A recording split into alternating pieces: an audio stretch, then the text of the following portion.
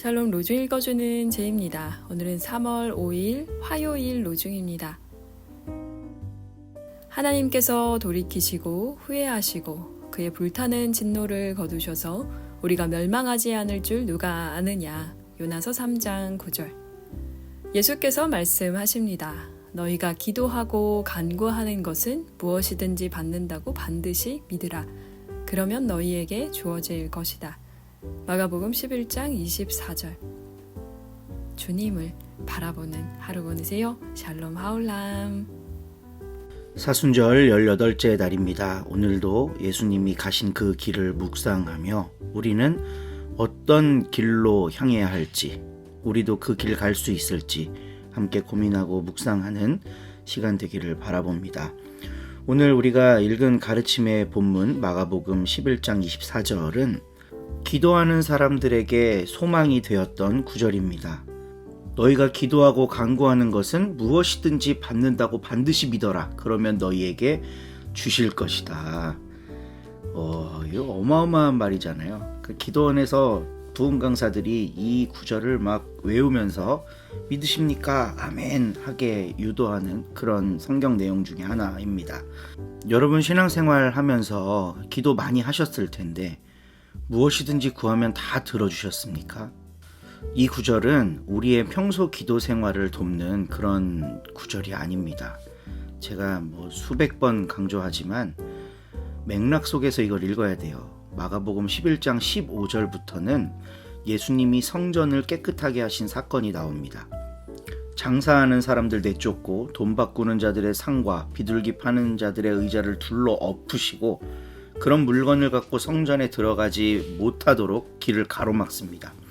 그러면서 하시는 말씀이 내 집은 만민이 기도하는 집이라 라고 이야기를 하셨어요. 장사하는 곳이 아니라 기도하는 집이다. 이게 무슨 의미일까요? 장사를 하면 소수가 원하는 걸 이룹니다. 부를 축적하죠.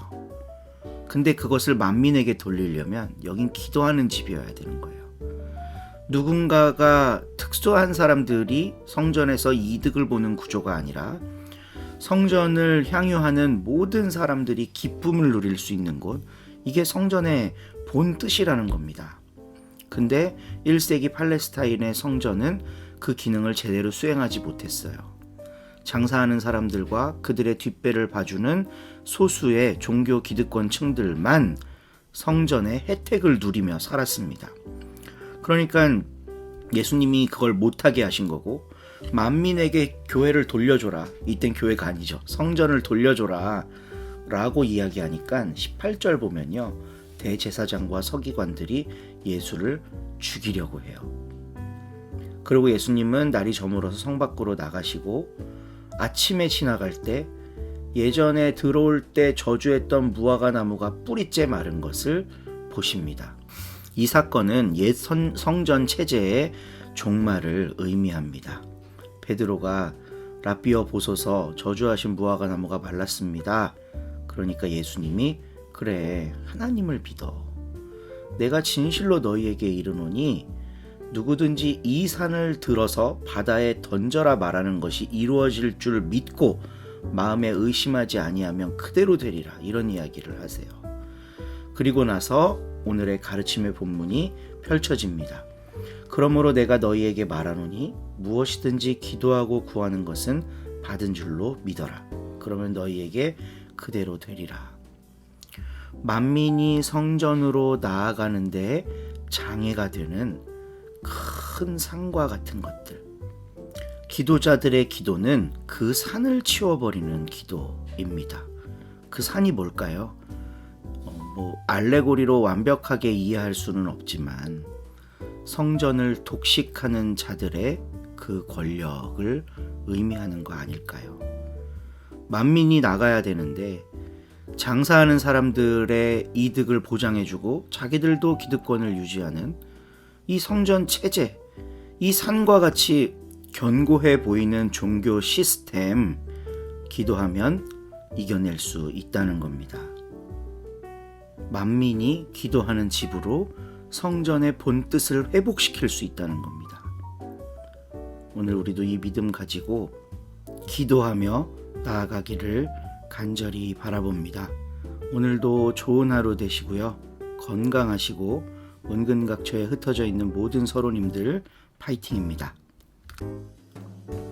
23장. 바울로는 의회원들을 똑바로 바라보며 형제 여러분, 나는 이날까지 하느님 앞에서 오로지 바른 양심을 가지고 살아왔습니다. 하고 말하였다.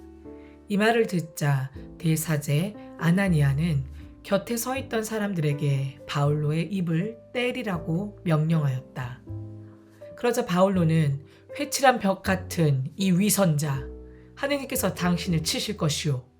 당신은 율법대로 나를 재판하려고 거기 앉아 있으면서 도리어 율법을 어기고 나를 때리라고 하다니 될 말이오? 하고 면박을 주었다. 그 곁에 서 있던 사람들이 너는 하느님의 대사제를 모욕하고 있다 하고 말하자 바울로는 형제 여러분, 나는 그분이 대사제인 줄은 몰랐습니다. 네 백성의 지도자를 욕하지 마라 라고 성서에 쓰여 있는 것은 나도 잘 알고 있습니다. 하고 말하였다. 그 이외에 사두가이파와 바리사이파 두 파가 있는 것을 알고 바울로는 거기에서 큰 소리로 이렇게 외쳤다. 형제 여러분, 나는 바리사이파 사람이며 내 부모도 바리사파 사람입니다. 내가 이렇게 재판을 받고 있는 것은 우리 바리사이파 사람들이 믿는 대로 나도 죽은 자들의 부활에 대한 희망을 가지고 있기 때문입니다. 바울로가 이런 말을 하자 바리사이파와 사두가이파 사이에 분쟁이 일어나 의회는 갈라지고 말았다. 사두가이파는 부활도 천사도 영적 존재도 다 없다고 주장하는 사람들이고 바리사이파는 그런 것이 다 있다고 믿는 사람들이었던 것이다. 그래서 장내가 몹시 소란해졌다. 바리사이파에서 율법학자 몇 사람이 일어나 우리는 이 사람에게서 조금도 잘못을 찾을 수 없습니다. 만일 영적 존재나 천사가 그에게 말해주었다면 어떻게 할 셈입니까? 하고 내대며 바울로를 두둔하였다. 논쟁이 심해지자 파견대장은 바울로가 그들에게 찢겨 죽을까 염려하여 자기 부하들을 내려보내며 바울로를 거기에서 빼내어 병령으로 데려가라고 명령하였다. 그날 밤 주께서 바울로를 찾아오셔서 용기를 내어라. 너는 예루살렘에서 나에 관하여 증언한 것처럼 로마에서도 증언해야 한다. 하고 말씀하셨다. 이튿날 아침에 유다인들은 작당을 하고 바울로를 죽이기 전에는 먹지도 않고 마시지도 않겠다고 맹세하였다. 이 음모에 가담한 사람은 40명이 넘었다. 그들은 대사제들과 원로들에게 가서 이렇게 말하였다. 우리는 바울로를 죽이기 전에는 아무것도 입에 대지 않기로 굳게 맹세했습니다. 그러니 이제 여러분께서는 의회와 협의하여 파견대장에게 가서 바울로에 관한 일을 좀 더 자세히 신문하겠다는 구실을 붙여 그를 여러분 앞에 데려다 달라고 하십시오. 우리는 그자가 이곳에 이르기 전에 죽여버릴 준비를 다 해두었습니다. 그런데 바울로의 생질이 그들의 음모를 전해 듣고 병령으로 달려가 바울로에게 그 사실을 알려주었다. 그래서 바울로는 백인대장 한 사람을 불러 이 청년인 파견대장에게 전할 말이 있다니 좀 데려다 주십시오. 하고 부탁하였다. 백인대장은 그를 데리고 파견대장에게 가서 죄수 바울로가 저를 불러 이 청년을 대장님께 데려다 달라고 합니다. 무슨 드릴 말씀이 있다고 합니다. 하고 말하였다. 파견대장은 그 청년의 손을 잡고 조용한 곳으로 데리고 가서 나에게 전하겠다는 말이 무엇이냐 하고 물었다. 그 청년은 이렇게 대답하였다. 유다인들이 바울로에 관해서 좀 더 자세히 신문하겠다는 구실로 내일 그를 의회로 끌어다 달라는 청을 대장님께 드리기로 합의했습니다. 그러나 대장님께서는 그들의 말을 고지 듣지 마십시오. 그들 중에는 바울로를 해치우기 전에는 먹지도 않고 마시지도 않겠다고 맹세한 사람이 40여 명이나 되는데 지금 길목에 숨어서 바울로를 기다리고 있습니다. 그들은 준비를 다하고 대장님의 승낙만 기다리고 있습니다. 파견대장은 그 청년에게 이 사실을 알렸다는 말을 아무에게도 하지 말라고 당부하고 그를 돌려보냈다. 파견대장은 백인대장 2사람을 불러 보병 200명과 기병 70명과 투첩병 200명을 준비시켜 오늘 밤 9시에 가이사리아로 출발하여라. 그리고 말도 준비하여 바울로를 태우고 펠릭스 총독에게 호송하여라 하고 명령하면서 다음과 같은 내용의 편지를 써주었다. 클라우디오 리시아는 총독 펠릭스 각하께 삼가 문안드립니다. 호송되어 가는 사람은 유다인들에게 붙들려 살해당할 뻔한 사람입니다. 저는 그가 로마 시민인 것을 알고 군대를 거느리고 가서 그를 구해냈습니다. 유다인들이 무슨 이유로 그를 고발하는지 알아보려고 그를 유다인의 의회로 데리고 갔습니다.